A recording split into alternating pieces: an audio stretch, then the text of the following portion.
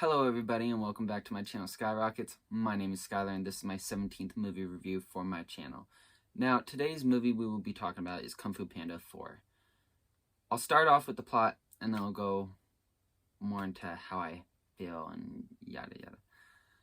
After some time being the Dragon Warrior, Po must now find a successor to take his place so he can become a spiritual leader. However, a sorceress wants his Staff of Wisdom to use for her own evil doing, by stealing the Kung Fu from every person in the spirit realm.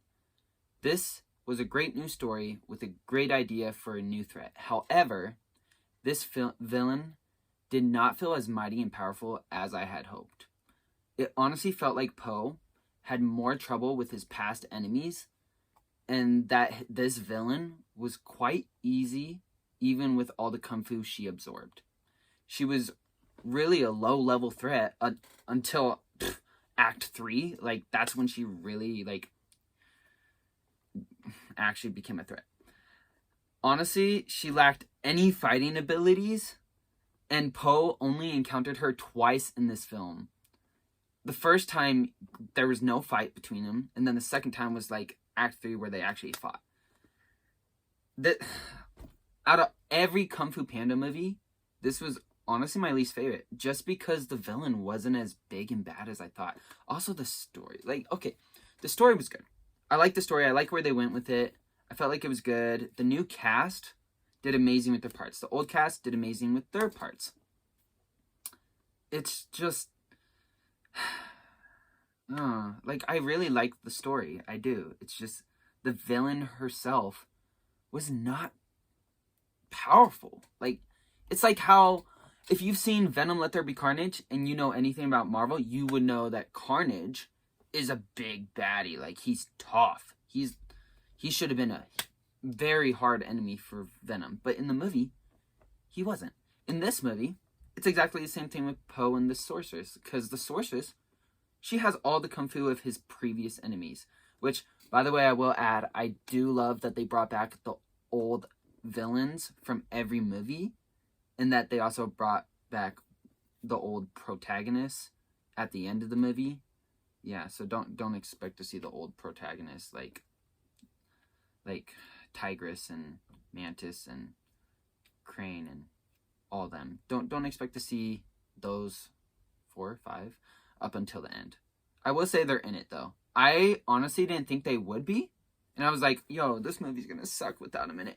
But honestly, I love that it just followed Po, because it's Po's story. It's him learning about, I'm not going to say self-worth. It's about him learning that things change, and sometimes you got to change with things, or sometimes you got to move on to new things and try new things. I just love the theme in this, the story, how they played it out. It was good. It was. But again, it was my least favorite in the series. And it was also predictable. That's one thing. Just from Act 1, I knew how the rest of the story was going to go. There was a plot twist that actually did surprise me a bit. I was like, whoa, I wasn't expecting that. But other than that, the rest of the movie, were predictable. Also, the end with the other protagonists showing up, that I didn't predict, so that was pretty cool. That made me a little happy. Yeah, but I like how it was Po's own story. He didn't have to share it with, well, he kind of did share it with someone.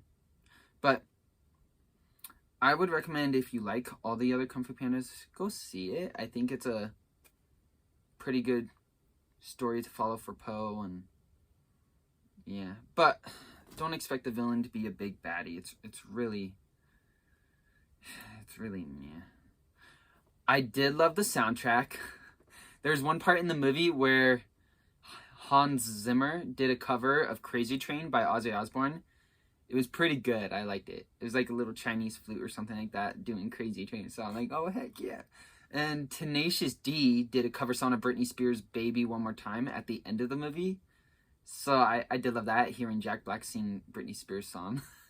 That was great. So the soundtrack is good. The animation style was great, and the voiceover lined up perfectly with the mouth movements, so that was good too. The voice acting was great. Yeah, I think that's all I got, actually. Yeah. So, overall, I give the movie an 8 out of 10 because it was enjoyable and not a bad movie, but it was too predictable and that antagonist didn't feel like something to worry about. Like, I wasn't on the edge of my seat or anticipating anything. So, honestly, I would actually give this a 7 out of 10. 7 out of 10, not an 8 out of 10. Yeah.